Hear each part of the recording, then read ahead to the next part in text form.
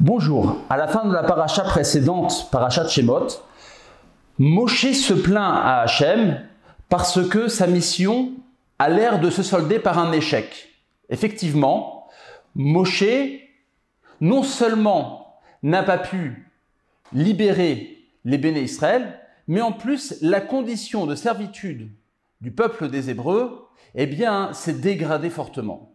Ce à quoi, au début de la paracha de Vaïra, Hachem va le réprimander et va lui dire « Sache qu'on me nomme au nom de quel Shakai ?»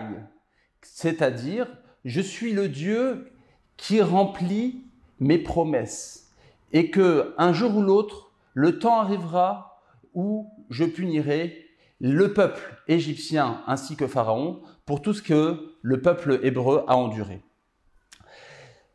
La paracha de Vaïra décrit les 7 premières plaies, parmi les 10 plaies qui vont s'abattre sur la terre égyptienne. Rabbi Yehuda les sépare en 3 séries.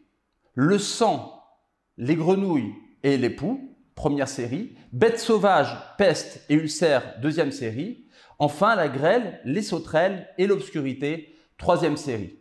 La première série, eh bien, est là pour montrer l'existence de Dieu sur terre. La deuxième série est là pour prouver l'intervention continue de la providence divine sur les événements qui se passent sur terre. Enfin, la troisième série est là pour nous montrer l'omniprésence et la toute-puissance de Dieu sur terre.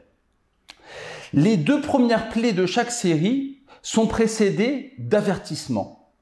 Une fois ignorée par Pharaon, la 3e plaie ne demande plus d'avertissement et devient donc le témoin des points qu'on a évoqués.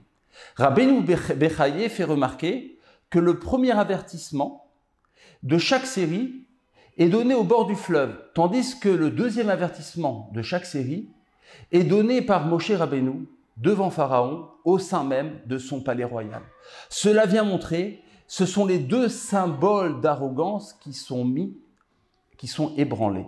En effet, Pharaon se prenait pour le dieu du Nil, et Pharaon, le palais, était le lieu de sa domination extrême. Les réactions de Pharaon face aux 10 plaies, nous pouvons aussi les classer en 3 séries. Le sang, les poux, la peste, ne sont des plaies qui ne touchent qu'indirectement les Égyptiens. Elles ne mettent pas en péril et en danger leur vie.